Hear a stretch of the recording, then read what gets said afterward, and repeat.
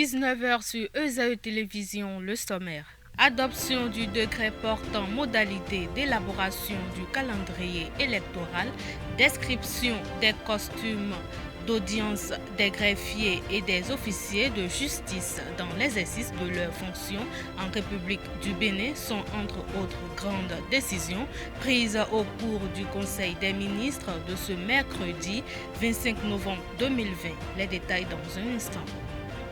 Le président de la République du Bénin, Patrice Talon, a entamé depuis le jeudi 12 novembre 2020 une tournée nationale pour rendre compte de sa gestion pendant son quinquennat. À suivre dans cette édition les appréciations de quelques citoyens de la ville de Cotonou. La presse sportive africaine exprime toujours son avis sur la suspension de Ahmad Ahmad, 7e président de la Confédération africaine de football CAF, par la FIFA pour 5 ans. À suivre également dans ce journal l'avis du directeur de publication du magazine Infosport du Mali, Diakari Dia Kamara, joint hier soir au téléphone par la rédaction sportive de ZAE TV. Chaque enfant qu'on enseigne est un homme qu'on gagne. L'école est le lieu par excellence de l'éducation. ESAE.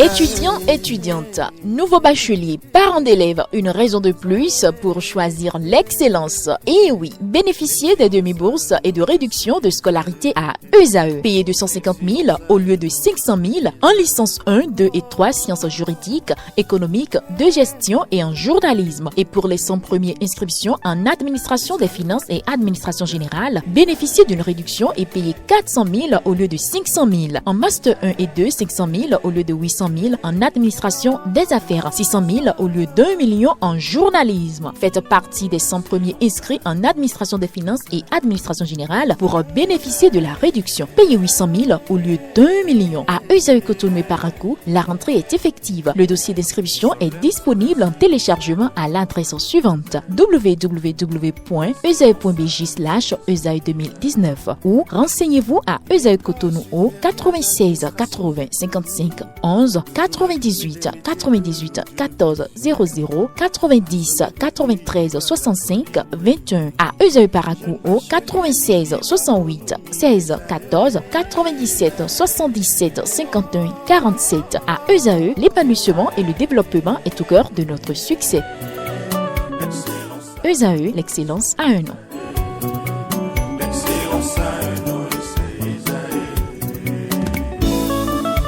La rumba, c'est la musique des sages. Et ESAE, c'est l'école des sages.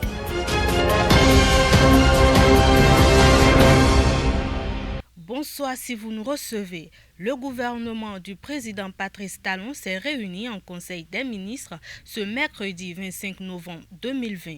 Plusieurs décisions ont été prises, dont l'adoption du décret portant modalité d'élaboration du calendrier électoral, description des costumes d'audience des greffiers et des officiers de justice dans l'exercice de leurs fonctions en République du Bénin, approbation des statuts de l'Agence nationale des événements culturels, sportifs et des manifestations officielles, reclassement des personnels de la police républicaine, compte rendu des travaux de mise en œuvre des nouvelles modalités de remise des carnets de pension de retraite.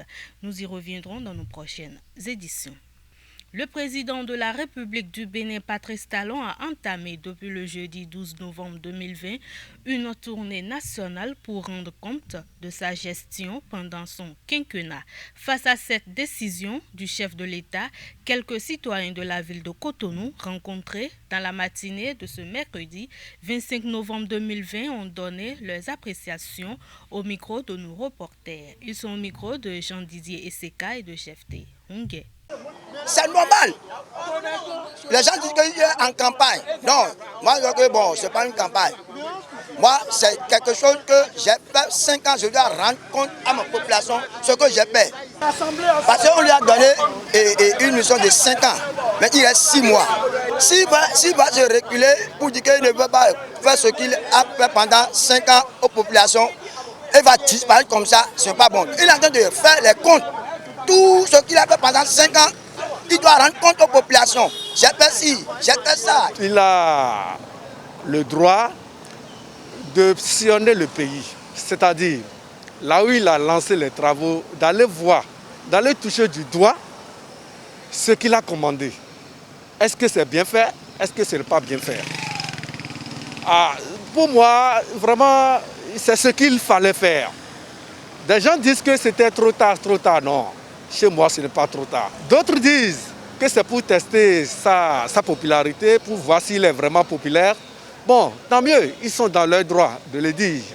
À mon humble avis, Talon est en train de faire une promenade de santé parce qu'il n'avait pas l'habitude de sortir. Mais ce que le peuple béninois demande, humblement je dis bien, c'est qu'il y ait la paix. Vous voyez, le Bénin est un pays très rebelle, je vous le dis, je vous le rappelle aussi, le Bénin est un pays très rebelle et le Béninois est très rebelle du fond de son cœur. Quand tu le bats ou bien quand tu dis, Béninois, serrez vos ceintures, d'ici peu de temps ça ira, serrez vos ceintures une fois, serrez vos ceintures 2 fois.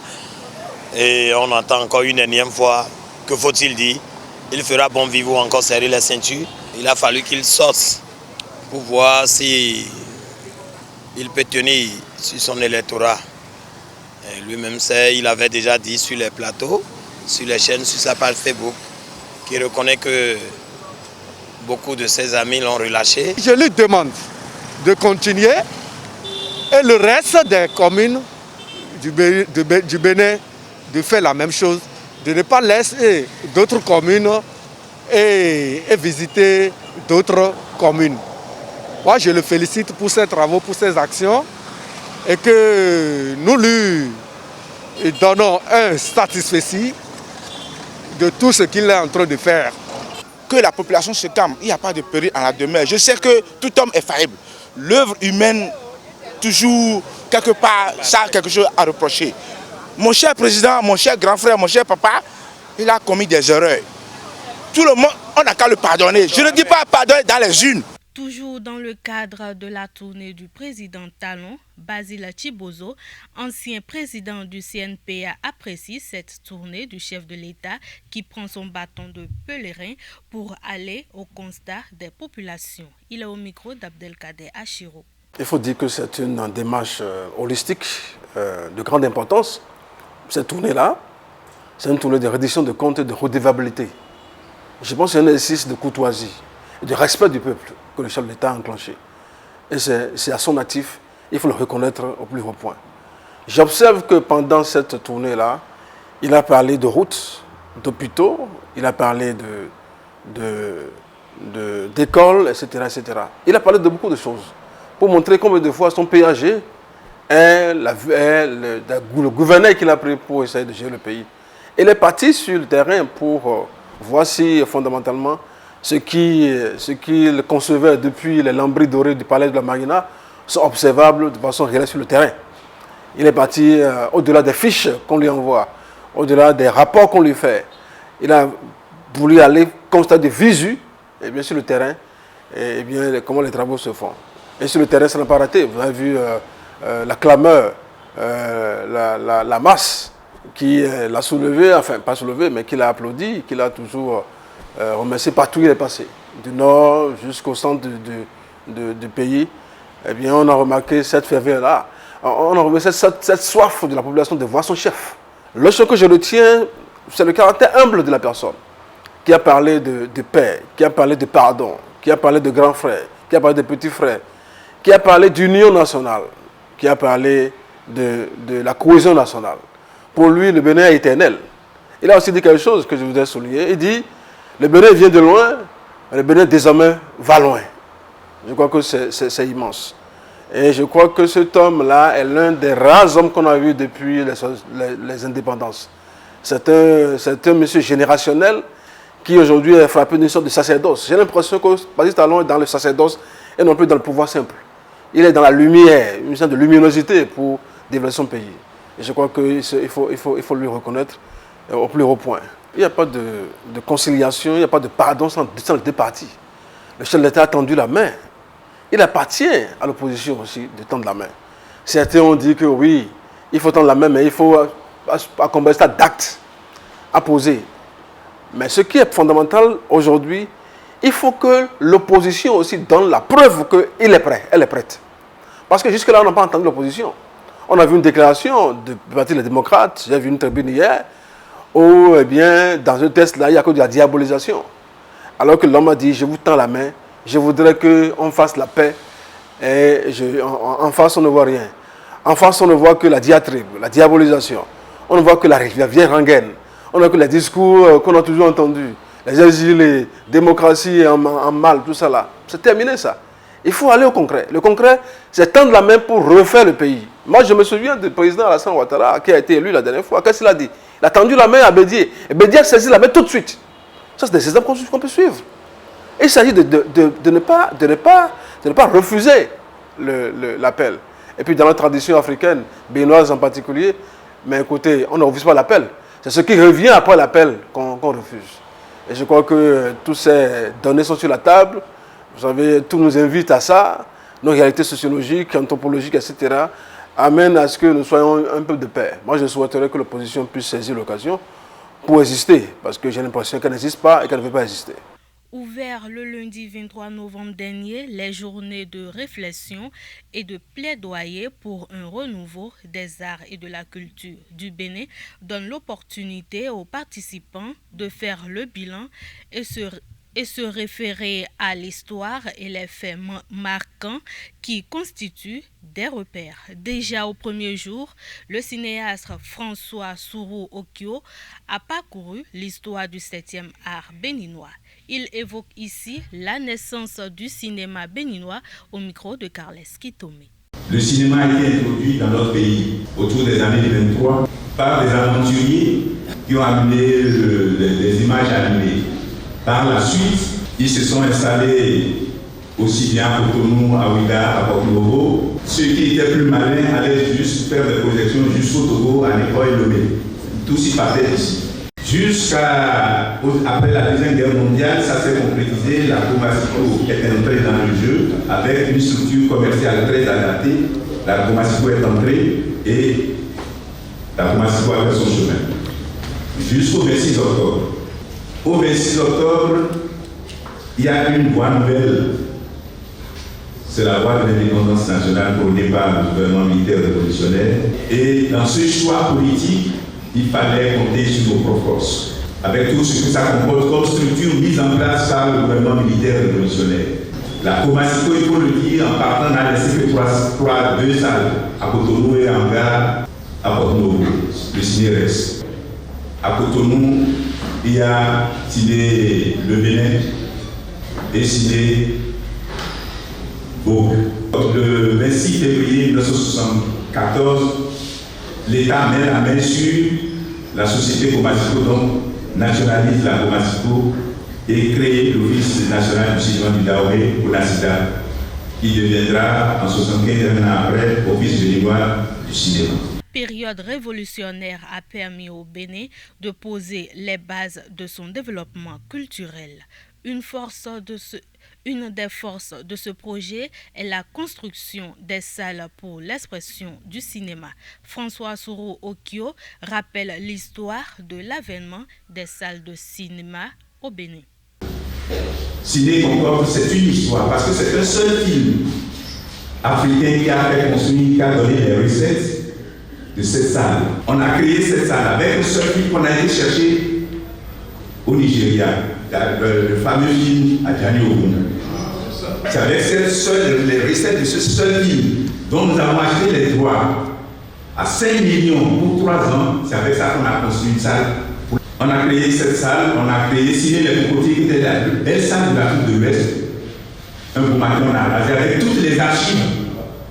On a rasé l'immeuble avec les archives. Quand on était directeur, il n'a même pas pu sortir un seul document. Le film fait sur l'agression du 16 janvier. En coproduction avec l'Algérie, on n'a rien obtenu de cette copie-là. Tout est parti en fumée. Après Concorde, on a fait ce cocotier.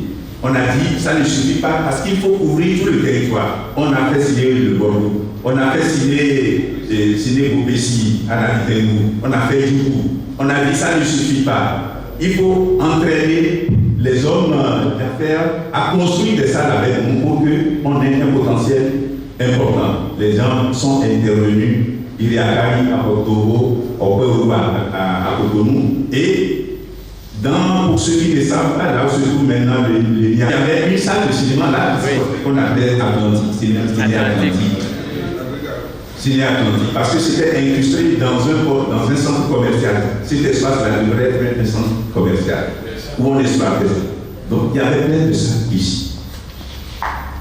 On a couvert tout le pays.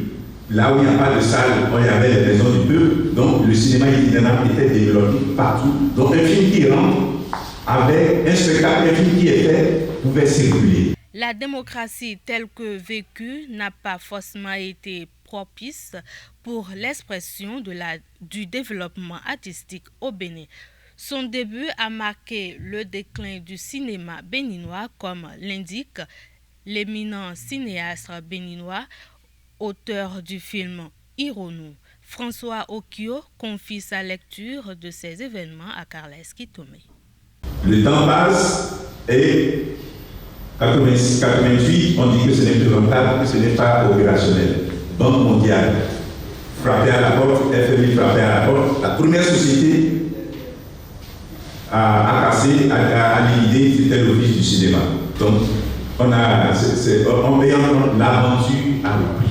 Les salles de cinéma. On a lancé un appel d'offres. Mais avant cela, quand on a senti venir l'association des cinéastes du Bénin s'était réunie, on a fait une fiche avec la complicité des gens du ministère. Tout cela, dès qu'on a senti venir, on a dit qu'il faut forcément qu'on fasse un projet de création d'un centre national de cinéma pour que si l'OBC disparaissait, qu'il n'y ait pas un vide. On a fait des dossiers, ils nous ont dit il n'y a pas de problème, on va transmettre à qui de droit. On en était là quand on a lancé un appel d'offres pour dire qu'on veut des preneurs de la gérance libre pour les différentes salles. Richard Demideros, fait à son âme, qui est cinéaste, a eu le marché. 2 mois après, on nous dit non, on ne peut pas donner ça à des nationaux, que la France voudrait que ça soit un Français. Donc c'était la revanche de la France sur la Comasco qui avait été prise par l'État béninois. Donc c'est un exploitant qui s'appelle Rivano, qui est venu de Gabon, qui est venu prendre toutes les salles, avec un objectif, lui c'est diffuser des films, un point direct gagner de l'argent. Il pensait que tout était fait prêt pour récupérer l'argent que, le temps passé, il n'a jamais payé les impôts. Au bout de 3 ou 4 ans, ça commence à avoir de l'aide, il est menacé de part et d'autre. Il a fui, il a tout laissé. On reprend encore. On dit non, qu'il y a un Béninois compétent qui a fait les États-Unis, il connaît Hollywood, on lui dit c'est Mastersoft. On lui remet les salles. Lui, il a eu le privilège de construire des espaces commerciaux sur nos terrains. Donc, l'aventure a commencé. Il n'a pas pu non plus payer les impôts. Et nous en étions là. Et les pasteurs ont investi le pays. Le cinéma béninois est à l'agonie, ce qui suppose des oppositions de pensée. Des combats ont été menés par la sauvegarde du patrimoine cinématographique béninois. François Sourou Okio nous replonge dans les méandres de ces luttes. Suivez plutôt. Je sais qu'il y a beaucoup d'opérateurs, d'agents culturels dans notre milieu qui veulent prendre des salles. Le ministère, je sais qu'aujourd'hui le directeur de la cinématographie va nous dire ce qu'il fait. On ne sait pas qui gère ces salles, à qui ça profite. Si ça ne peut pas profiter aux acteurs du cinéma et aux acteurs du spectacle. On a dit qu'on a rénové les salles, on a rénové Ciné le Bénin. Je ne sais pas quel est le mal qu'ils ont pour perpétuer la nuisance, enlève toujours Ciné. C'était écrit cinéma de Bénin. Ils ont enlevé le ciné. Ils ont enlevé ciné égale de Bénin. Concorde, c'est ciné Concorde. Ils ont enlevé le ciné égale de Concorde. C'est déjà de la nuisance en matière de communication. Vous voulez attendre quoi? Nous voulons attendre quoi? Vous rentrez dans ces salles et demandez la facture qui a été faite en matière de rénovation. Rentrez dans ces salles-là, signez le Bénin. Vous prenez signer vous. Ceux qui sont là ne veulent même pas rencontrer ceux qui dirigent, ne veulent même pas rencontrer ceux qui ont été avant eux pour connaître au moins les limites de l'espace dont ils sont hérités en tant que directeurs. Qu'est-ce qu'on veut faire? Vous allez signer le Borgou, qui est un espace à Kalaïla, il peut déployer. Cette salle-là n'appartient pas au ministère, ça appartient aux cinéastes. C'est vrai que le vieux Maga n'a pas écrit un papier, parce qu'il vous rappelle, il vous souvient que quand l'État révolutionnaire a saisi les maisons pleines les biens de certaines personnes qui sont parties en exil. Mais à la conférence nationale, on a tout restitué. Et figurez-vous, l'espace où se trouve signé le Bordeaux à Caracou, c'est un espace qui appartient au président Maga. C'est le seul espace qu'on n'a pas restitué parce qu'on a vu individuellement, on a fait un lobbying pour dire papa, laisse comme ça. Et il a laissé. Il n'a pas pris. Ce n'est plus dans son patrimoine. Mais à qui ça profite aujourd'hui? On ne sait pas. On ne sait pas. Il faut qu'on fasse de la lumière sur la gestion de ces espaces-là et que les artistes, au lieu d'être des gens qui s'attroupent autour du ministère, qui se détachent parce qu'ils ne seront nourris que par les travaux qu'ils feront au quotidien pour être des créateurs. Ils ne peuvent pas se nourrir. Ils ne peuvent jamais se nourrir des acquaintances avec le pouvoir passager. Jamais. Ça ne les grandit, ça ne grandit personne. Donc, voilà pourquoi depuis là, les salles sont là. Le ciné de Bénin, parce qu'il faut révéler l'histoire. Il y a eu un ministre ici par hasard. Dans notre continent, je le dis, je répète les mots. Il y a eu un ministre par hasard, un ministre de circonstance, pour combler un but politique. Il n'était pas venu pour servir la République. Et sous son règne, on a décidé de donner la salle ciné de Bénin à la fondation Zessou. Le jour où on a eu les messages, le premier qui a eu le message, c'est le directeur Akala. On m'a balancé le minimum, on venait de terminer une réflexion sur le cinéma, comment faire aujourd'hui. Je passais un lundi et le dossier passait au conseil des ministres du mercredi. C'est ficelé, on lui donnait ça. On dit qu'est-ce qu'il faut faire. Je salue la générosité de Ballon, on était ensemble. On dit on va faire une bande passante pour dire les ennemis du cinéma veulent brader le ciné de Bénin. On appelle la bande passante. C'est Baloum qui a payé cette nuit-là 65 000 francs pour qu'on fasse la bande passante sur Golf TV. Sport dans cette édition. La presse sportive africaine exprime toujours son avis sur la suspension de Ahmad Ahmad, 7e président de la Confédération africaine de football CAF par la FIFA pour 5 ans.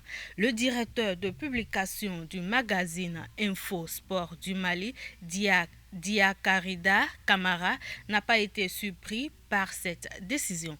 Toutefois, il en fustige la manière dont le successeur de Issa Hayatou est évincé de la tête du comité exécutif de CAF. Il est joint hier soir au téléphone par la rédaction sportive de Zaï TV. Prévisible, la suspension du président Ahmad Ahmad. Vous savez, Ahmad Ahmad a été utilisé par la FIFA et principalement par Gianni Infantino pour faire partir Issa Hayatou. Et une fois cette mission accomplie, il est tout à fait normal qu'on se débarrasse de lui.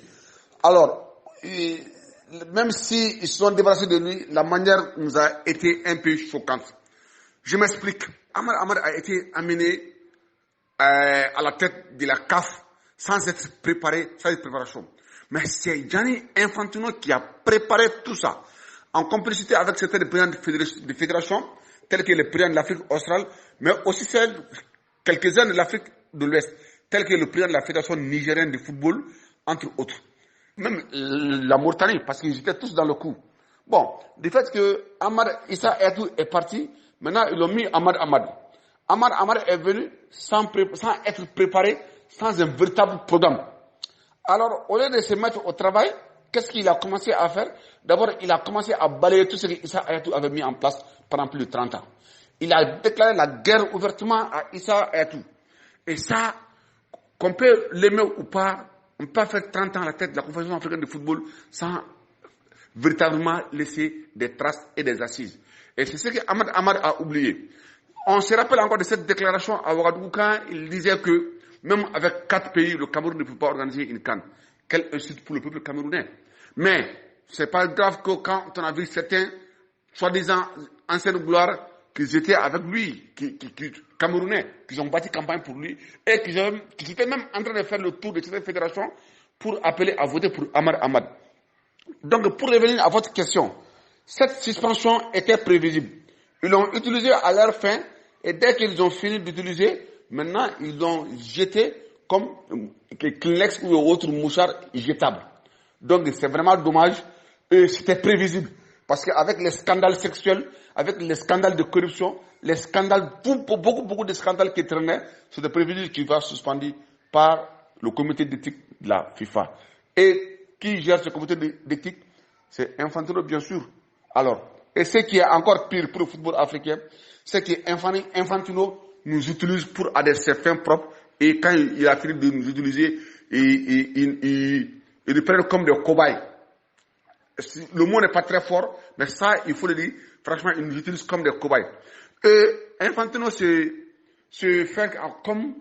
se comporte comme un colon. Selon lui, c'est le temps de la colonisation et c'est l'Afrique qui sont ses colonies. Donc, il se fait là. Et cette manière arrogante, vraiment, il faut que les présidents des fédérations s'assument à le faire savoir que nous sommes des fédérations sportives indépendantes. Même si la FIFA nous gère, bien sûr. Et on ne peut pas parler de la FIFA sans la CAF. Voilà.